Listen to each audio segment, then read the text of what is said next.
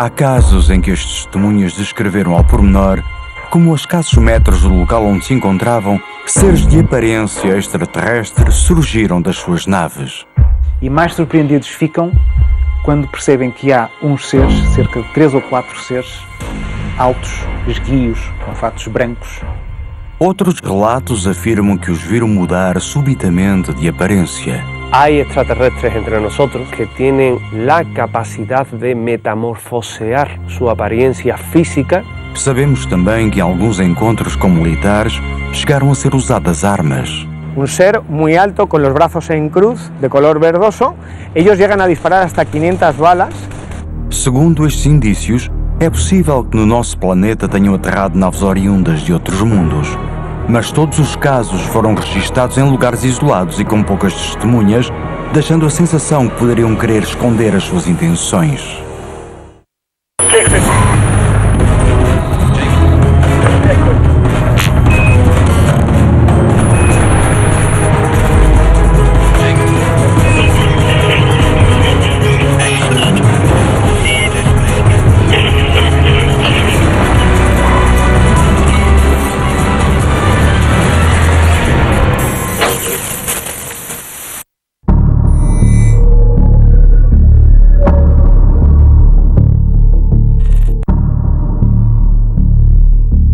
Segundo os especialistas, as estranhas e gigantescas marcas encontradas em muitos lugares, juntamente com os relatos de várias testemunhas, demonstram a aterragem de naves no nosso planeta.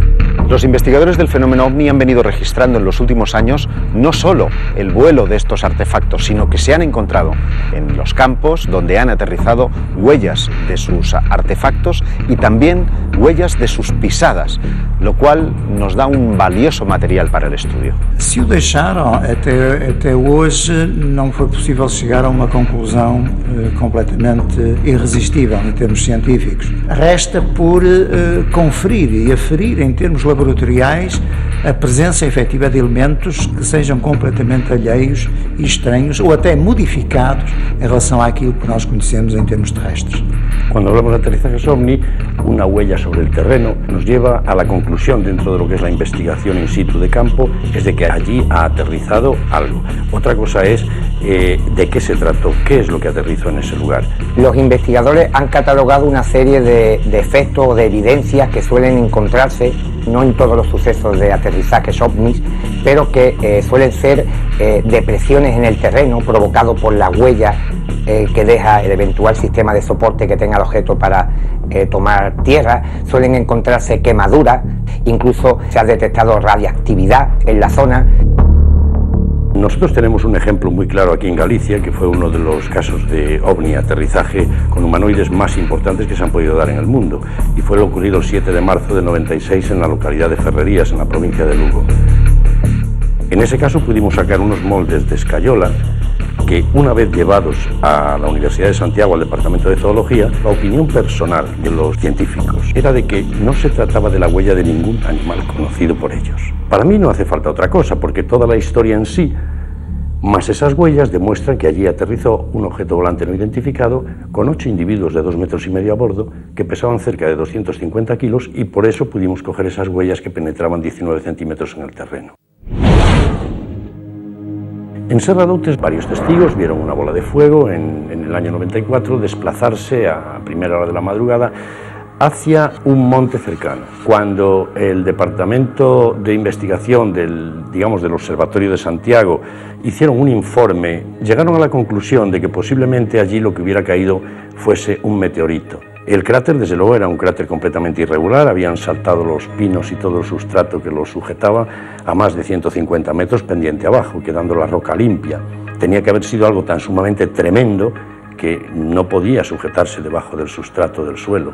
Realmente algo cayó en aquel lugar, pero nunca se encontró resto alguno, ni supimos exactamente qué es lo que sucedió. Un fenómeno muy extraño.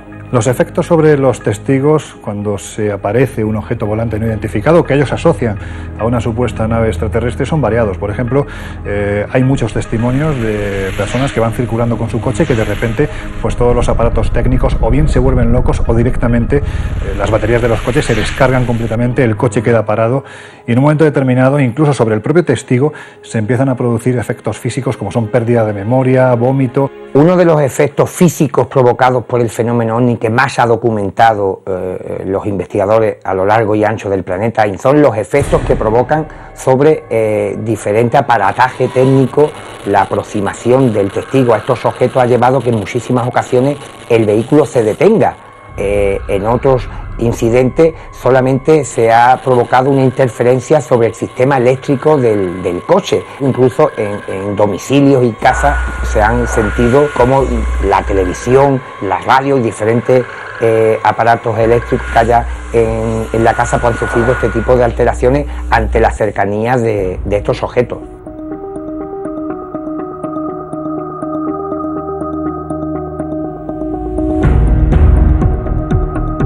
Cuando hablamos de huellas de objetos volantes no identificados asociados al fenómeno extraterrestre, uno de los más llamativos era el que se produjo en la década de los 80 en el Cerro del Pajarito. Estamos en Argentina y esta huella apareció de la noche a la mañana cuando durante la noche se estuvieron produciendo también en toda la región, según dijeron los testigos, avistamientos de luces en los cielos y estamos hablando de una huella de más de 40 metros de diámetro que literalmente quemó el terreno y que estuvo vigente en este lugar durante meses. Fue fotografiada, fue analizada, se llegó a la conclusión de que aquel terreno se había quemado además a una velocidad verdaderamente extraordinaria, como si algo literalmente se hubiera posado. El ejemplo que pusieron, dada la circunferencia que dejó en el terreno, es como si un cigarrillo gigante lo hubieran apagado en la ladera de la montaña. Esta posiblemente sea una de las huellas más sorprendentes de las que se han registrado en torno al fenómeno OVNI. Perante a prova e a clareza dos relatos, é estranho que os governos dos países mais desenvolvidos não tenham uma posição oficial sobre este fenómeno. El hecho de que estos objetos hayan dejado su huella en los terrenos y devengan efectos físicos sobre las personas ha despertado, como es lógico, la curiosidad de los estamentos oficiales, quienes sin embargo nunca se han pronunciado al respecto, a pesar de que han existido diversas comisiones de estudio para determinar cuál era la naturaleza de este fenómeno. En España además se produce un hecho muy singular y es que el propio Ejército del Aire defiende la no existencia de los objetos volantes no identificados, especialmente cuando se asocian al fenómeno extraterrestre. Y sin embargo, no deja de ser una incongruencia que entre los documentos que se desclasifican en el año 92 surge un documento, la Instrucción General 40/5, que te dice paso a paso cómo tienen que reaccionar los militares si se encuentran ante un objeto volante no identificado. Si además este objeto volante no identificado aterriza, cómo hay que reaccionar. Si además descienden sus tripulantes, cómo tienen que actuar los estamentos militares. Yo parto de la idea de que si para el ejército no existe el fenómeno OVNI como fenómeno extraterrestre, no sería necesaria una instrucción de este tipo.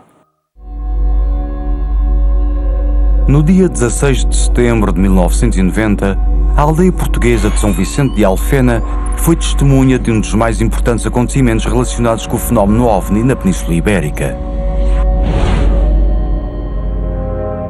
Nós encontramos uma pequena localidade aqui nas cercanias do Porto, digamos, tomada pelo receio, tomada pelo temor de que aquilo pudesse voltar a acontecer. No mês de setembro de 1990, num dia com sol, houve um grupo de crianças que de facto viu algo no céu que estranhou, um balão redondo. Houve um objeto que fez todo um trajeto ali por cima da zona de Alfena, relativamente baixo. Entretanto, essas crianças alertaram, logicamente, um conjunto de pessoas, familiares e outros adultos, que puderam testemunhar também a observação de um artefacto voador esférico com uma espécie de apêndices que caíam, digamos, da sua parte inferior e que fez uma movimentação que se deslocou num raio de cerca de 500 metros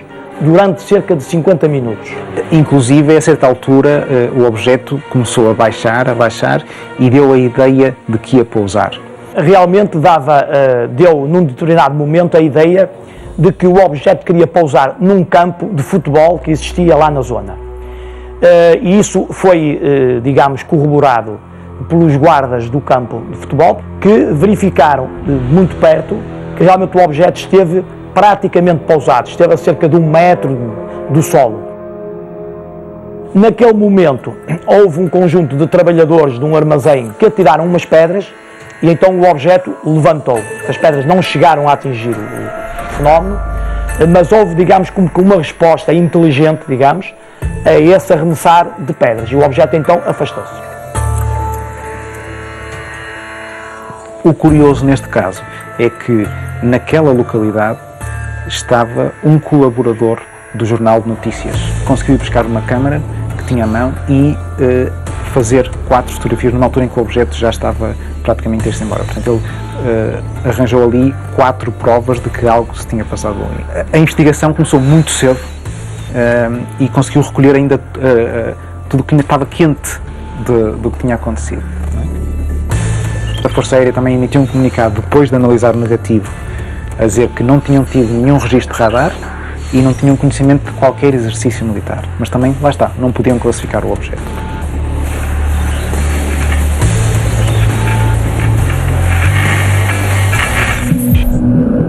Se analisarmos os diferentes lugares com presença de marcas ou vestígios de possíveis aterragens de OVNIs, não parece haver um registro claro ou mesmo zonas onde elas ocorram mais do que noutras.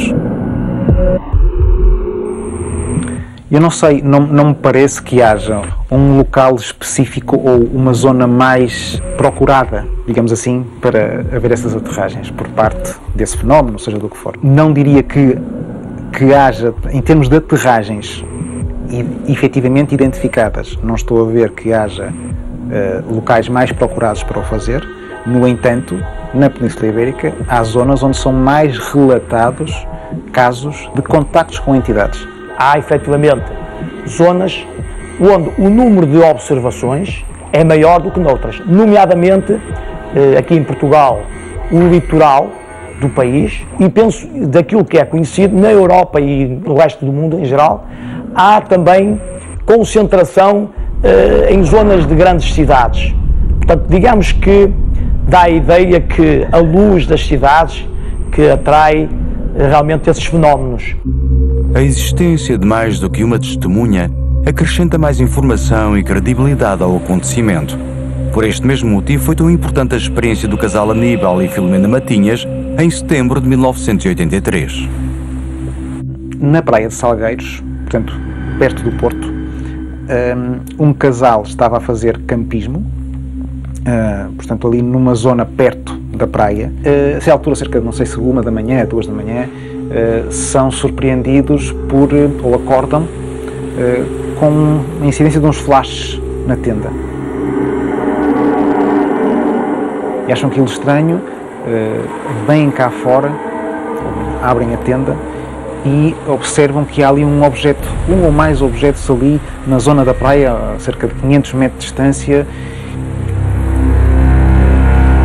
Ficam surpreendidos, e mais surpreendidos ficam quando percebem que há uns seres, cerca de 3 ou 4 seres, altos, esguios, com fatos brancos, que parecia que até flutuavam, que andavam muito devagar, tipo ausência de gravidade, mas que tinham, parecia que tinham a preocupação de estar a investigar, a ver o que se passava ali à volta, né? E parecia que apanhavam coisas.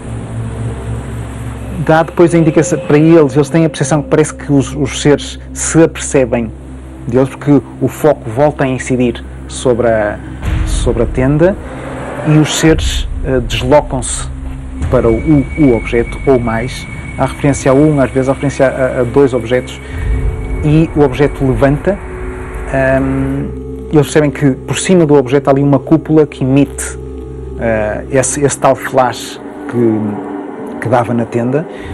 O objeto levanta, faz ali uma volta sobre a costa e volta a pousar, e os seres voltam a sair, eles completamente atónitos, o que é isto? E os seres voltam a repetir mais ou menos o mesmo padrão de comportamento e depois vão-se embora. Para dizer que a equipa de investigadores do STEC, quando mal teve conhecimento deste caso, foram ao local tentar perceber o que se tinha passado, tentaram tirar fotografias, tentaram perceber se havia ali vestígios dessa aterrissagem, que não parecia haver vestígios, mas tiveram a oportunidade de falar com o casal, com as testemunhas, e acharam que os dois que eram coerentes naquilo que estavam a contar. Portanto, isso também é importante referir. No dia 29 de setembro de 1989, 5 jovens intrigados com algumas luzes que viam no horizonte dirigiram-se à praia de Conil cerca das 9 horas da noite. Segundo os seus testemunhos, surgiram da água formas estranhas. Ven acercarse algo, dos formas humanoides que vestían una especie de túnica de gran altura, de gran tamaño. Luego se añade una más, una tercera forma, con rasgos más difusos. Estos seres tenían rasgos completamente anómalos, de hecho no tenían ningún tipo de rasgo facial, simplemente una cabeza en forma de huevo, sin ojos, sin cejas. Se comienzan a pasar una especie de lucecita los unos a los otros, hacen una especie de hueco de arena donde entran aquellas formas humanoides sin un rostro definido, y cuando salen son 2 personas tipo turistas nórdicos. De pronto aparecieron como si fueran seres humanos completamente normales. Salen andando hacia el pueblo y desaparecen ante la consternación de aquellos 5 jóvenes que no daban crédito a lo que estaban viendo, y que sobre el terreno hubo unas marcas que, si no definitorias, sí evidentes de la presencia de aquellos 2 seres en la playa. Estos seres se hospedaron incluso en un hotel de la localidad, dando nombres y apellidos. O mais curioso é que 2 dias antes um incidente muito semelhante, mas desta vez em plena luz do dia, ocorria na cidade russa de Voronezh. En un parque público, ante la mirada de todos los que allí paseaban, aterriza una nave de la cual salen unos seres también de gran altura, seres que no se le ven los rasgos físicos, que se pasean por allí, que no interactúan, pero que sin embargo van dejando suficientes muestras de su presencia como para los que testigos se asusten, se queden asombrados. Se habla incluso del secuestro, del rapto de un chico de entre los que estaba en aquel parque. No solamente se relacionó el caso de Voronezh y el de Conil por la cercanía en el tiempo, sino por el hecho de que fueron episodios que no son comunes dentro de la ufología. No solamente estamos hablando de la visión de objetos voladores no identificados, sino que multitud de testigos, tanto en el caso español como en el caso soviético en aquella época, dijeron que habían visto el desembarco de humanoides. Hay extraterrestres entre nosotros, infiltrados. Hay extraterrestres que tienen, de ser cierto ese encuentro en Conil, la capacidad de metamorfosear su apariencia física, lo cual nos retrotraería a lo que ya se cuenta en epopeyas antiguas, mesopotámicas, egipcias, de esos dioses que cambiaban su apariencia y que indudablemente no estarían de unos siglos para acá entre nosotros, llevarían milenios entre nosotros, lo cual nos da una idea de la juventud de nuestro planeta, pero de la antigüedad de esas visitas. De lo que se desprende de la investigación y el análisis del caso de Conil, podría decirse que en algunas ocasiones seres de procedencia nómada se han podido infiltrar momentáneamente entre la población humana, pero como digo, este es un tema muy peliagudo. Quem sabe se os relatos de aldeias como Garganta la Olla sobre a aparição de estranhas criaturas estivessem relacionados com a capacidade de transformação destes seres. Hace 70 años en este lugar se produjeron una serie de avistamientos verdaderamente insólitos. Quizás uno de los más llamativos fue el que protagonizó José Pancho Campo, que estando en un refugio de montaña a altas horas de la madrugada, en un momento determinado alguien llamó a la puerta, abrió la puerta, le invitó a que se cobijara junto al fuego, y cuando fue a azuzar la lumbre se dio cuenta de que este ser, que parecía una monja que iba camino del cercano monasterio de Yuste, tenía, según dijo el testigo textualmente, patas como las cabras. La vinculación de la ufología con la mitología es clarísima, ¿no? Muchos de los casos ufológicos actuales, donde se ven a seres híbridos, mitad humanos, mitad animales, sobre todo caprinos, ¿no?, con pezuñas de cabra, están muy vinculados con el folclore de la antigüedad. En Garganta de la Olla, no una vez, sino dos veces, ocurrió un fenómeno similar.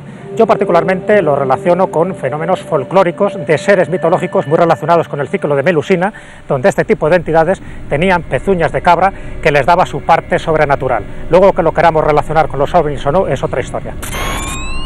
No entanto, persiste o mistério na base militar de Talavera la Real, na província de Badajoz. O que sabemos é que este é dos poucos casos em que os militares usaram as suas armas de serviço. Estamos hablando del mes de noviembre del año 1976, cuando dos militares, José María Trejo y Juan Carrizosa, se encontraban de noche en sus respectivas garitas, separados tan solo por 60 metros, y a altas horas de la madrugada empezaron a observar cómo en el cielo había una serie de luces extrañas que parecían sobrevolarles. En un momento determinado, de estas luces se dio paso a otro fenómeno bastante particular, y es que ellos aseguraban estar oyendo detrás de su posición sonidos muy extraños. Incluso llegaron a calificarlos que era como si una especie de oso gigantesco estuviera detrás de ellos. Inmediatamente lo que hicieron fue armar su fusil, fueron a buscar a ver qué había ocurrido, si alguien se había infiltrado en esta base militar de Talavera la Real, y cuando se acercaron a la posición que supuestamente ocupaba ese intruso, lo que vieron fue un objeto que había tomado tierra, un objeto luminoso, del que además había descendido una criatura que definieron tenía más de 2 metros de estatura, como si estuviera embozado en un traje verde, como si fuera una especie de buzo. Un ser muy alto con los brazos en cruz, de color verdoso. Ellos llegan a disparar hasta 500 balas. Entran en una situación caótica, no descubren ningún proyectil después de ese tiroteo. Al día siguiente, cuando se empezó a rastrear la zona para ver qué era lo que había provocado este avistamiento, no se encontraron ni supuesta nave, ni supuesto extraterrestre, ni tampoco las balas que dispararon durante esa noche. Y lo más sobrecogedor, tanto Trejo como Carriosa, como Hidalgo, reciben una extraña radiación, y a día de hoy no hay información alguna oficial de qué dolencias sufrieron y qué las provocó. El enigma sigue ahí. Algo se apareció en una base aérea española, un grupo de soldados dispararon más de 500 balas y no se sabe a qué. Sabemos que o que aconteceu na base de Talavera la Real não é o único caso com estas características. Então, por que é que as instituições militares guardam silêncio? ¿Será desconocimiento o pretenden esconder alguna cosa? El gobierno de España tiene recogidos evidentemente diferentes encuentros a nivel militar, pero también a nivel de fuerzas de seguridad del Estado, pero sigue habiendo esas cortapisas en torno a un fenómeno que no entienden y a las cuales pues se les trata de dar todo tipo de explicación antes que la de un evento ufológico. El por qué este oscurantismo estaría en que no habría una explicación convencional, puesto que estaríamos hablando de personal suficientemente cualificado que ha visto el desembarco o ha visto en ocasiones no solamente el objeto, sino ha visto a sus tripulantes. En España había mucha expectación en el año 92, en el mes de septiembre, cuando se desclasificaron los primeros informes. Sin embargo, inmediatamente llegó la decepción, porque se habían arrancado folios, se habían añadido otros, y lo más terrible es que se habían añadido las conclusiones. Siempre se trata de buscar una alternativa racional, aunque muchas veces la explicación más improbable es la más evidente. Ese es el problema que nos encontramos actualmente con las explicaciones oficiales en torno a aterrizajes o evidencia física de un aterrizaje extraterrestre. Y ante esto, un estamento militar no tendría más que decir que o el testigo está fabulando o está mintiendo o realmente está frente a un fenómeno extraño, anómalo y que apuntaría a la existencia de no solo naves procedentes de otro mundo, sino a tripulantes. Mas o encobrimento governamental não silenciou alguns oficiais de exércitos europeus que, apesar das possíveis represálias, desvendaram a verdade. Em 1999 foi divulgado um relatório que deveria ter permanecido no mais absoluto segredo. Eram as conclusões das investigações de Cometa, o Comitê de Estudos Avançados do governo francês. El informe Cometa es un estudio llevado a cabo por altos funcionarios del gobierno francés, entre ellos algunos militares y científicos, que tenía por objeto determinar el riesgo para la defensa del fenómeno de los no identificados. De hecho, se basaron en las informaciones del CEPRAN-GEPAN, que es una oficina que pertenece a la Agencia Espacial Francesa, el CNES, que es una de las pocas oficinas, a su vez, que está subvencionada por el Estado francés para investigar el fenómeno OVNI. Basicamente, o título do estudo é os OVNIs, para o que é que nos devemos preparar? Que implicações para a defesa nacional? E, portanto, abordam 500 casos, mas essencialmente sobre, há ali pelo menos 47 que são, de facto, analisados a dedo, digamos assim, criteriosamente. Aquilo não era propriamente destinado ao público geral. Yo no he creído nunca seriamente en el informe Cometa. Te recuerda un poco la desclasificación del año 92 del Ejército del Aire Español. Y al final no dicen, no, oiga, mire, lo que está pasando es esto. No, siempre dejan como una duda, una posibilidad. Se juega con eso, se juega. Lo interesante del informe Cometa es que no lo firmaba un grupo de ufólogos, sino que era un informe realizado por miembros de los servicios de la inteligencia francesa y militares de muy altísimo rango.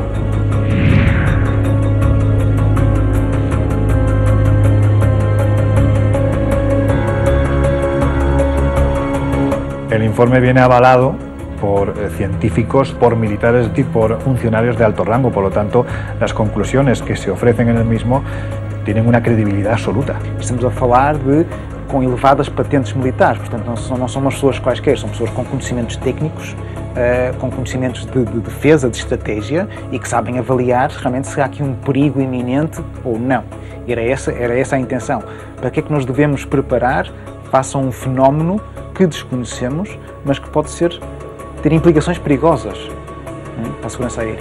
¿Qué casos son aquellos que investigaron esos científicos para sacar el informe? ¿Le faltaban casos más importantes, más interesantes que pudieran estar en poder de la Fuerza Aérea Francesa, por ejemplo, y que a la Fuerza Aérea Francesa no le interesó que pasaran por las manos de estos científicos? Con toda seguridad. Entonces, la credibilidad del informe o, digamos, su buen hacer ya cojea. A mi entender, que este grupo de personas se animasen a firmar este documento Cometa me lleva a pensar que en realidad el fenómeno OVNI es algo sobre lo que se habla, se discute e interesa en las más altas instancias gubernamentales de los países occidentales.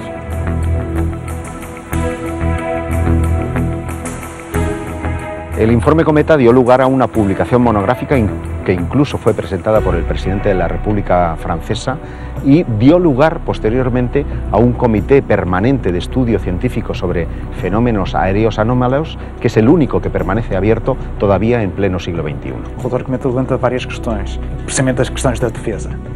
E pressupõe que haja mais estudos, portanto aconselho que haja mais estudos e que estejamos atentos a um fenómeno que é real y que puede tener consecuencias. En ese informe se traslucía la cuestión de que es posible que algunas naves extraterrestres recuperadas por ciertos gobiernos, sobre todo el estadounidense, pues eso fuese la causa de que luego se desarrollase toda una serie de tecnología, ¿no? Y esos firmantes daban visos de credibilidad al incidente Roswell, al caso del famoso estrellamiento de un platillo volante en Nuevo México. Sus conclusiones son contundentes. Hay un 5% de los casos registrados que no tienen explicación alguna y, lo que es todavía más importante, apuntan a la posibilidad de que su naturaleza sea extraterrestre.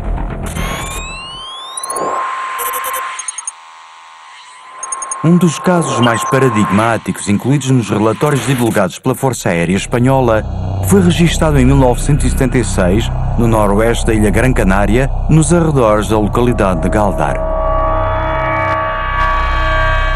Un doctor, Francisco Julio Padrón, que en el año 76 tiene un avistamiento verdaderamente importante en Gran Canaria, donde observa una esfera de un tamaño gigantesco que está flotando justo al lado de la carretera, en cuyo interior además hay dos seres aparentemente enfrentados uno a otro de más de 2 metros de altura. Así es representado de hecho el croquis en el informe que es posteriormente desclasificado. Eso inequívocamente nos remitía a un objeto no identificado, tripulado en este caso por seres que no tenían nada que ver con la especie humana. En aquel preciso instante en el que el coche pasaba por allí, el objeto salió despedido hacia el firmamento con la peculiaridad de que una corbeta del ejército español, de la Marina, que estaba trabajando en los alrededores, pudo registrar el despegue del asombroso artefacto.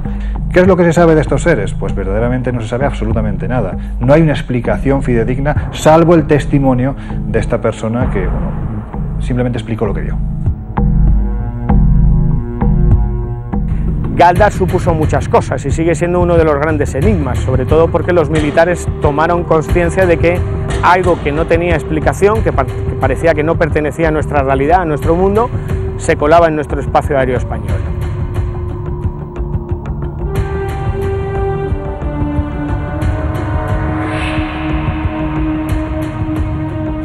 El expediente desclasificado en el que se ofrece lo que ocurre en Galdar posiblemente sienta las bases de cómo actuar ante un suceso de ese tipo, porque evidentemente estamos ante algo muy serio. Estamos hablando de dos seres de una estatura increíble que además permanecen flotando en mitad de una esfera que a su vez está flotando junto a la carretera cuando es vista por Francisco Julio Padrón, por el doctor Padrón. Quizás sienta las bases, como digo, para lo que posteriormente sería la investigación de este tipo de sucesos dentro del ámbito más militar puro, ¿no? Estamos hablando de, bueno, pues un suceso que rompía los esquemas porque hasta esse instante não se havia produzido nada parecido. Outra questão que se coloca quando analisamos o fenómeno das aterragens é o facto da maior parte ocorrer nos momentos em que se registram as famosas ondas de avistamentos de OVNIs. Durante la época de la oleada gallega, entre finales del 95 y mediados del año 1996, es cierto que recogimos varios casos de aterrizajes, ¿no? Algunos francamente espectaculares, con huellas en el terreno, con testigos desde diferentes puntos. Benjamín Suárez Estevez, jefe del Departamento de Fotografía Espacial de la NASA, que fue el que diseñó las cámaras que llevaban acopladas el módulo lunar, y él le daba instrucciones a los astronautas de cómo colocarlas. Referente al tema OVNI, manifestó haber tenido en sus manos fotografías y filmaciones en las que se veían determinados objetos con mucha nitidez. Me parece que yo não tenho por que dudar da palavra deste homem. Parece que atualmente as informações relativas a estes acontecimentos nos meios de comunicação são menos numerosas do que em décadas anteriores. Houve uma época, nomeadamente nos anos 80, em que os próprios mídia faziam, digamos, um eco muito grande de todos esses relatos. Isso perdeu-se. E, portanto, dá a ideia que houve também algum desinteresse por parte da população em prestar, se calhar, um pouco mais de atenção ao céu, em procurar estar, se calhar, a olhar para cima um pouco mais do que aquilo que passou a olhar.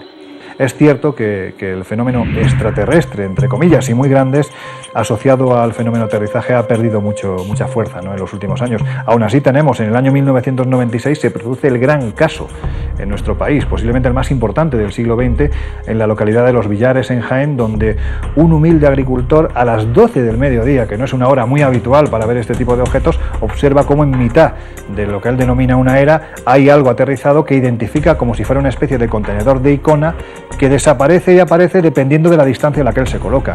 El caso de los Villares ocurre en el año 96, en julio, cuando Dionisio Ávila, un jubilado de esta localidad de Jaén, en su paseo rutinario, se encuentra con un objeto extraño en forma de campana, con 4 ventanas totalmente opacas, negras, en forma de ojo de buey, cuando ante él aparecen 3 humanoides. Y un detalle sorprendente y que no tiene parangón con otro evento de este tipo es que durante unos instantes la imagen que se presenta ante Dionisio Ávila desaparece durante fracciones de segundo, como si estuvieran envueltos en algún tipo de campo de camuflaje. Este posiblemente sea uno de los grandes casos porque además dejó una evidencia física. Uno de los seres arrojó una piedra al testigo que hoy en día está en manos de uno de los mejores investigadores que hay en nuestro país, Juan José Benítez. Marcas suspeitas, ações inquietantes realizadas por seres saídos de naves. Poderíamos pensar que, na verdade, não queriam passar despercebidos. Que un objeto deje huellas sobre un terreno o esté posado junto a una carretera para ser avistado por uno o dos protagonistas, está revelando no una intención de contacto, sino lo que los investigadores denominamos una especie de puesta en escena, como si aquello tuviera un propósito no en el estudio mismo de lo que están haciendo, sino de dejarse ver en esas circunstancias. Lo cierto es que se crea un teatro del absurdo en el que prácticamente el testigo se ve manipulado, se ve superado por las circunstancias, convierte su vida desde el instante en el que tiene esa experiencia, pues prácticamente convierte su vida en una auténtica búsqueda, ¿no? El objetivo es intentar dar explicación a eso que de una forma u otra le ha roto los cánones para siempre. De facto, o fenómeno OVNI é curioso. Por um lado querem-se mostrar, por outro lado não. É verdade que, apesar da grande diferença de descrições de entidades que existe, é verdade que às vezes parece que têm todos o mesmo comportamento. Se é um comportamento comum articulado, não sei. Uno de los más eminentes ufólogos mundiales, Jacques Vallée, propuso una ley según la cual en los lugares más alejados y más remotos había mayor posibilidad de tener un avistamiento, como que ellos rehúsan el contacto. Pero hay muchos otros casos en los que parecen hacer gala de un cierto exhibicionismo, casos en los que se han podido fotografiar, filmar en núcleos altamente poblados, como si quisieran llamar nuestra atención por una determinada circunstancia. Si suponemos que los extraterrestres han entrado en contacto con nosotros, ¿por qué ocultarse? Cuando esta pregunta se la haces a un contactado que cree firmemente en la existencia y en el contacto con estos seres, la respuesta siempre es la misma, es que no estamos preparados. Posiblemente se produciría una hecatombe a nivel mental, espiritual, social en todo el planeta, pero yo creo que esto es una estupidez. Realmente, si ellos se quisieran manifestar, si ellos existieran, ¿por qué no iban a hacerlo? Haverá alguma lei cósmica que diga que não podem interferir diretamente connosco? E depois então aí esse mostrar, não mostrar, fazer as experiências às escondidas, falar connosco às escondidas, tipo quase quebrando a lei ali no limite, não é? Portanto, seremos de facto aqui um planeta isolado e existe essa lei da não interferência, mas que às vezes é pisada no limite e quase que há uma interferência. Por que não?